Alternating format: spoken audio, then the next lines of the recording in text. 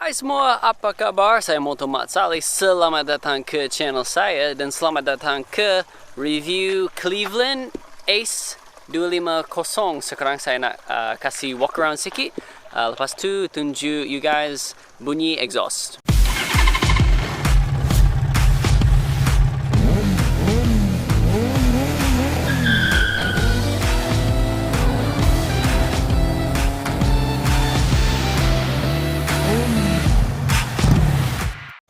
Okay, so ini adalah jenama Cleveland Cycle Works. Boleh tengok. Cleveland Cycle Works model Ace. Enjinnya 250 single cylinder. Ini US punya jenama. Ada beberapa kilang di beberapa negara lain. Dan actually motor ini dijual dekat Malaysia. Tapi orang yang bawa motor masuk dan jual dekat Malaysia adalah orang Langkawi. So kalau orang nak beli, kena pesan atau beli dekat dia. Nanti saya boleh kongsi maklumat kalau kamu ada minat motor ini dan nak belajar lagi tentang semuanya. Saya letak maklumat tentang orang yang jual dekat penjelasan dan juga saya akan kongsi semua specs motor ini dekat penjelasan. So motor ini lebih kepada klasik. Ada dua jenis tempat duduk. Ini yang deluxe, muat dua orang. Tapi memang ada cafe juga yang ada tempat plastik di sini. Ada bahagian plastik di sini. Motor ini memang style retro. You boleh tengok exhaust, engine, tire, lampu, semua lebih kepada retro styling. So macam saya baru cakap, motor ini ada dua model, Ace biasa, Ace Deluxe. Ini yang Deluxe.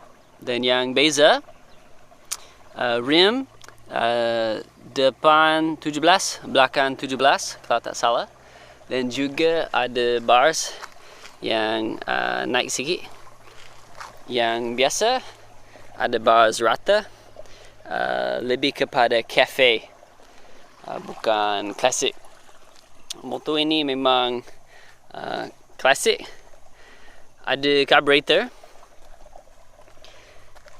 dan orang yang jual cakap carburetor RXZ muat, dan kebanyakan spare part you boleh muat, macam shock biasa Honda, Kawasaki, Yamaha dan sebagainya. Tire itu size biasa 17, rim 17. So kalau ada yang rosak, kebanyakan boleh muat spare part yang boleh muat dekat kebanyakan motor. Cuma brake pad susah nak dapat dan mungkin ada beberapa benda kecil. Meter ikut style klasik juga. Ada speed, mileage, trip atau perjalanan, neutral, nomor gear dan lampu tinggi atau lampu terang. Dan semua butang macam biasa dekat motor. Satu yang saya tidak suka, tak ada meter minyak. Saya selalu lupa last time saya kasih minyak, tapi you boleh just buka dan tengok ke dalam tangki. Okay, saya nak kasih start dan kita boleh dengar bunyi exhaust. Tengok, lawa kan?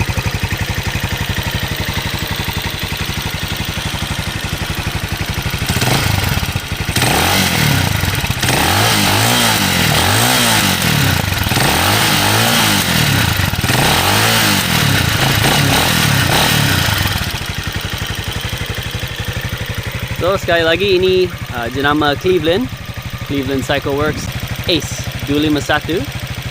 Kalau you nak belajar lagi pasal motor ini, jangan lupa tekan subscribe dan tekan lonceng, sebab selepas ini saya keluarkan beberapa video lagi berkaitan motor ini. Dan sekali lagi, semua specs saya letak dalam penjelasan dan juga saya letak kontak orang yang jual kalau kamu nak belajar lebih tentang macam mana beli motor ini. Okay, terima kasih dan macam biasa, Tuhan berkati.